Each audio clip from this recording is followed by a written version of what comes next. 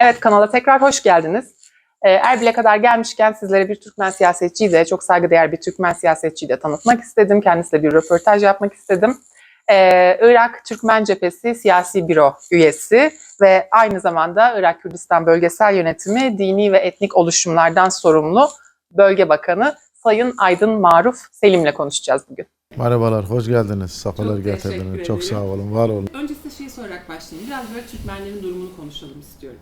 Şimdi ben 2016'dan sonra burada işte aralarda gittim geldim ama çok şey değişti. Özellikle de Kerkük konusuyla başlamak istiyorum. Kerkük daha önce burada bölgesel yönetime daha yakındı. Şimdi Irak merkezi yönetiminde. Bu nasıl şu anki durum ve Türkmenleri nasıl etkiledi? Tabii her şeyden önce sizlere başarılar diliyoruz. Hoş geldiniz, safalar getirdiniz Erbil'e. Tabii Türkmenler Irak'ta, bölgede önemli bir faktördür. Her zaman barıştan yana olup, diyalog içerisinde hak hukuklarını korumuşlar. Diyalog içerisinde hak hukuklarını talep etmektedirler. Bugün işte Bağdat'ta olsun, Kerkük'te olsun veya Erbil'de olsun, yani Türkmenlerin siyasi varlığı önemlidir. Bu bölgelerde iktidarda olan veya siyasi oluşumlardan olan bütün tarafların güzel bir ilişkiler var. Türkmenler işte bu siyasi oluşumlar içerisinde de ulusal varlığını, milli varlığını korumaktadır. 2003'ten sonra yapılan değişimden sonra 2017'de Kerkük'te özellikle de yani bu yapılan değişmeler siyasi taraflar arasında çıkan çekişmeler neticesinde orada olan her zaman Türkmenler için yani olumlu bir ortam oluşturmamıştır. Her zaman Türkmenler bütün bu siyasi çekişmelerden hedef haline gelmişler. İşte Kerkük Türkmenler için önemli bir şehirdir. İşte her zaman Kerkük'te yaşayan bizimle Arap kardeşlerimize, Kürt kardeşlerimize beraber onun yanında Hristiyan kardeşlerimize işte ortak idare çok mühimdir Kerkük'te. Ortak idare oluşturmak yani bütün taraflar arasında özellikle üç millet veya üç toplum arasında Türkmen, Kürt, Arap arasındaki ortak idaresi çok önemli Kerkük için. Yani daha evvel önce de tek taraflı idare Kerkük için faydası olmadı. Şimdi de faydası olmaz, gelecekte de faydası olmaz. İşte Türkmensiz her çözüm, her proje tekmil olamaz. Doğru bir adım olamaz. Yani Türkmen de çözümü olur. O yüzden hem Kürt kardeşlerimiz hem Arap kardeşlerimiz Türkmen faktörünü dikkate almaları gerekir. Kerkük'te bir Türkmen vali olması gerekir yani. Bu normal bir karşılaması gerekir. Yani bir Kerkük'te bir Türkmen valisi olması bütün taraflar normal bunu karşılamaları gerekir. Çünkü Osmanlı İmparatorluğu'ndan sonra bu 100 yıl içerisinde olan Irak'ta olan özellikle Irak'ta olan 18 vilayetinde ne yazık bugüne kadar hiçbir vali bu vilayetlerde 18 veya bir Türkmen vali olmamıştır. Bazı bölgelerde Türkmen valisi olması şarttır. Özellikle Kerkük'te yani Kerkük Türkmenlerin dediğim gibi ana unsurudur. Kerkük Türkmenler için önemli bir varlıktır. Türkmenlerin milli varlığıdır, kültür varlığıdır.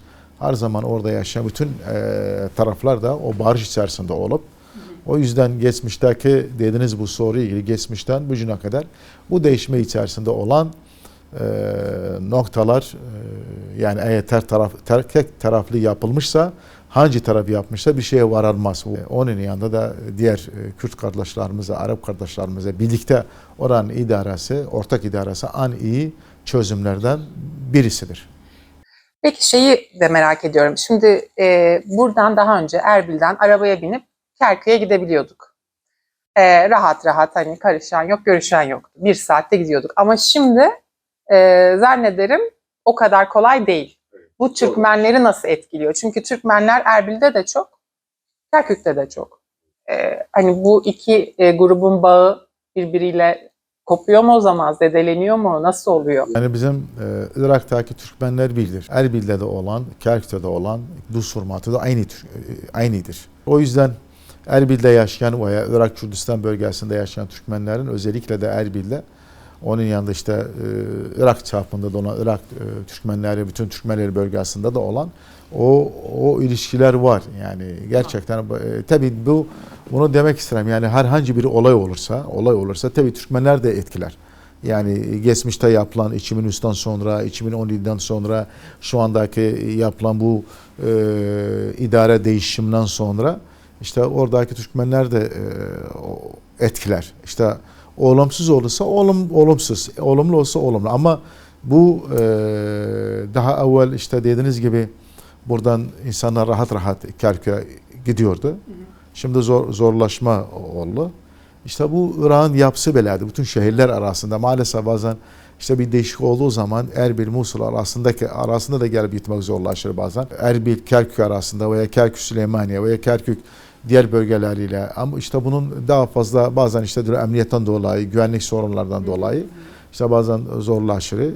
Ama neticesinde de bizim Erbil'den Kerkük arasındaki Türkmenleri bildir. O irtibatat, o ilişkilerde hala devam ettirir. Anladım.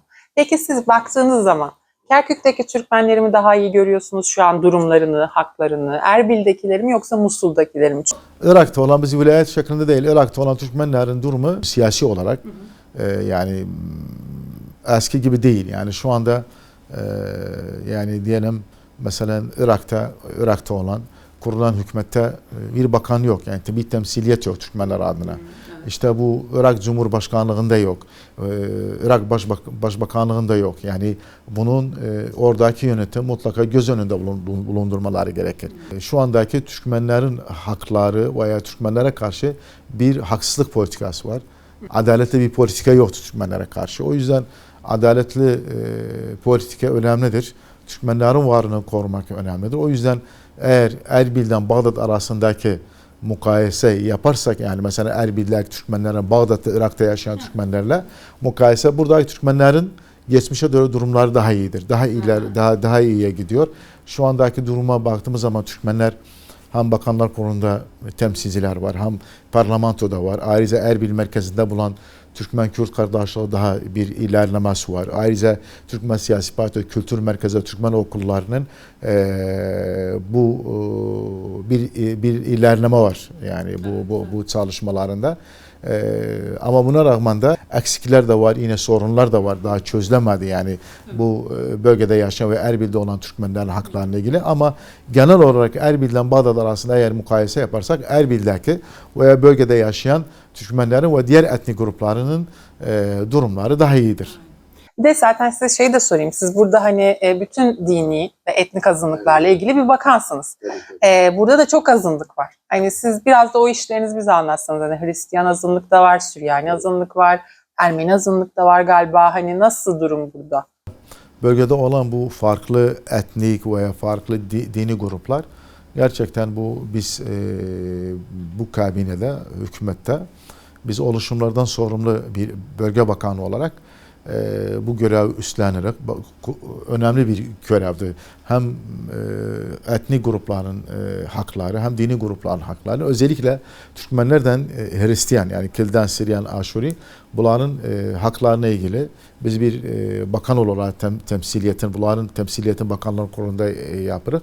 İşte şu ana kadar adaletli, eşitli bir şekilde yaprak. Bunlar güzel bir şekilde temsiliyeti var. Yani de dini gruplar da var. İşte bu dini gruplar Hristiyandır.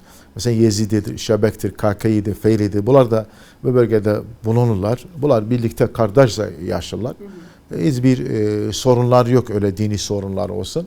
Burada hem hükümet tarafından aktif bir şekilde destek verilir, hem de bizim tarafımızdan bu birlikte yaşamak anlayışı burada daha güçlendirmek için çalışmalar yapıyoruz. Parlamentodan 2015'te bir yasa çıktı. İşte bu etnik ve dini grupların koruma yasası. O da 9 maddeden oluşuyor. Bu da önemli bir yasadır. Bunun pratikte de uygulanması gerekir. Yani 2005 yılında bu yasanın uygulamaya geçmiştir. İşte geçen dönemde Bakanlar Kurulu'nda da yapılan toplantıda da bu yasanın uygulamasına bağlı olduklarına bir karar çıkartmıştır. Bunun çok önemlidir pratikte. İşte bulunan bu Türkmenler başta olmak üzere işte diğer dini ve etnik gruplarla birlikte hak hukukları neyse onları güzel bir şekilde korumak lazım. Yani korumak ve destek vermek. Ayrıca da dediğim gibi yani burada bir güzel anlayış var, birlikte yaşamak. İşte birbirimizi kültür olarak, siyasi olarak birbirimizi kabul ediyoruz. Ama bunun içerisinde de sorunlar da var. Yani o sorunlardan mesela şu anda bizim mesela Erbil'de bulunan Türkmenler önemli bir faktördür. Yani Türkmen varlığı önemlidir. İşte Kürt kardeşlerimize beraber birlikte yaşıyor. Uzun zamanların akribalık var, dostluk var. Bir akriba bağlılığı var aramızda. Mutlaka şu anda Türkmenlerin mesela siyasi haklar var, kültürel haklar var, işte eğitim var, sosyal, diğer haklar var. Bunları korumak gerekir. Ayrıca da bazen sorunlarda çıkma ihtimali de var. Mesela Erbil Büyük Mazarlığı var. Bu mutlaka önemli de mazarlıklar. Türkmenler için bir semboli bir mazarlıktır. Biz geçen yıldan TİKA yoluyla biz istedik onun onarımını yapalım. O onayımı da çıktı. İşte buradaki ilgili makamlar da onay çıktı. Sonradan bir müdahale yapıldı. Siyasi müdahale burada.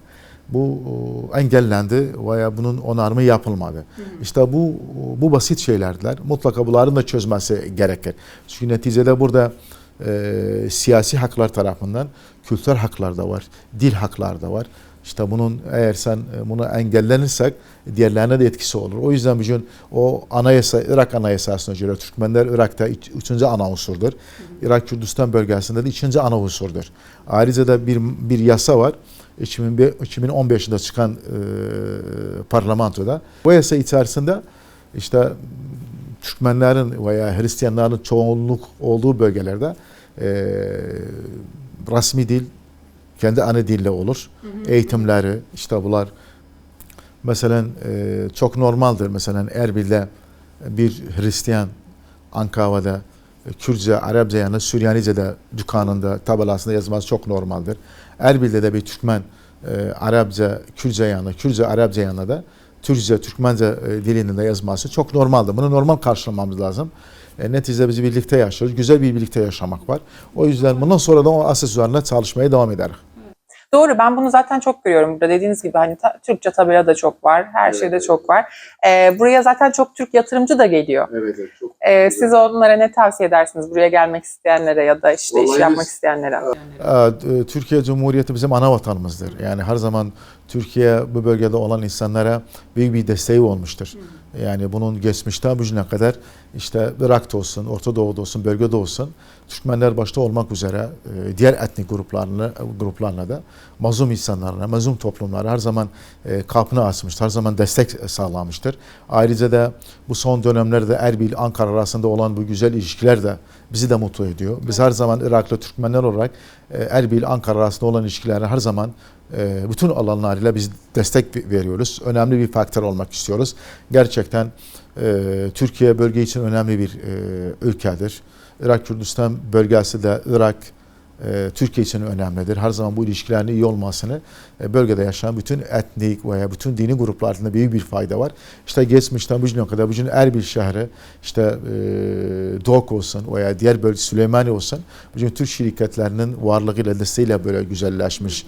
Geçmiş dönemler bugüne kadar çalışmalar. Biz her zaman ana vatanımız Türkiye'den gelenler, iş adamı olsun, şirket sahibi olsun, bazen medya olsun, İşte bütün alanlarda çalışanların her zaman biz buraya gelmesini çok istiyoruz. Bu ilişkilerin ticaret, kültürel, ekonomi ilişkilerin önemlidir. Siyasi, diplomasi ilişkilerde olumlu etkiler. Yani şu andaki Bağdat, Ankara, Erbil arasında olan ilişkiler gerçekten iyi bir aşamaya gelmiş. Özellikle Erbil-Ankara ilişkilerinin zirvede olduğunu bizi çok mutlu ediyor. Çok güzel. Bir de şey soracağım. Bu aslında biraz değişik bir soru olacak ama şu aralar biliyorsunuz Türkiye'den çok vatandaşlık alan var. Iraklı da çok alıyor. Siz bunu burada nasıl görüyorsunuz? Çok var mı buradan vatandaşlık alan? Türkiye'yi seviyorlar insanlar. Vallahi burada olan insanlar hem Erbil'de olan, bölgede olan, yani işte Irak'ta olan, Türkmenler bölgesinde olan, bütün burada yaşayan insanlar, özellikle bizim bölgemizde olan burada Türkiye'yi çok seviyorlar. Yani bu ondan kaynaklanır. Ayrıca da Türkiye önemli bir ülkedir. Yani Orta Doğu'da güzel bir ülkedir. Misafirperverliğiyle, güzelliğiyle her zaman insanları güzel bir şekilde karşılamış. O yüzden de insanlar Türkiye'ye karşı bir gönül bağlı var. İsterler Türkiye'de vatandaşlık alsınlar, ikamet alsınlar. Bu da güzel bir anlayıştır. Musul'a hiç gidiyor musunuz? Musul'daki durum nedir en son? Musul tarih boyunca önemli bir şehir olmuştur. Yani geçmişiyle, tarihiyle, kültürüyle Musul önemli bir şehirdir. Orası küçük bir Irak'tır. Yani bütün etnik gruplar, bütün dini gruplar Musul'da var. Arap başta olmak üzere Türkmenler, Kürtler, Hristiyanlar, onun yanında dini gruplar, bu bahsettiğim Yezidi'dir, Şebek'tir, Kakai'dir, Feyli'dir. Hepsi Musul'da bulunur. Musul'da birlikte yaşamak çok önemlidir. Herhangi kurum, herhangi iktidar, herhangi siyasi taraf Musul'da iktidar olursa mutlaka bu birlikte yaşamayı güzel bir şekilde yapsın. Maalesef şu ana kadar o birlikte yaşamayı daha güzel bir şekilde Musul'da yapılmadı. Daha sorun var. Daha Musullu var. Bu önemli. Daha Musul halkı var. 2014'te terör örgütü DAEŞ'in tehdidiyle zorla köçe maruz kalmış. Hala Erbil'de işte Duhok'ta kamplar hala ikamet edilir. Özellikle işte Yezidiler, Araplar var. Onun yanında Türkmenler var. Onun yanında Hristiyanlar var. Ayrıca da bu insanların özellikle Yezidilerin veya diğer dini gruplarında kendi yurtlarına dönemiyorlar. İşte PKK terör örgütünün tehdidinden dolayı Sincar'da bulunması, İşte hem Sincar'a hem de diğer Atraf bölgesinde bir tehdit oluşturmuş. Gerçekten oradaki Musul'da olan yerel idaresi, iktidarı, Irak hükümeti, Musul'da kalkınma önemlidir, güvenlik önemlidir. Ayrıca orada olan etnik ve dini gruplarının siyasete veya oradaki idareye katılması da önemlidir. Bugün Musul'da bir vali, bir Arap kardeşlerimizden de Musul valisi. Mutlaka yardımcısı bir Türkmen olması gerekir. Ayrıca biz bunu diyoruz. Neden mesela Musul'da bir Türkmen vali olması lazım? Yani bu önemlidir yani. Bugün Musul'da bütün etnik gruplarından Musul idaresinde yer almasında faydası var. Biz öyle düşünüyoruz. Çok teşekkür ederim. Çok sağ olun zaman ayırdığınız için.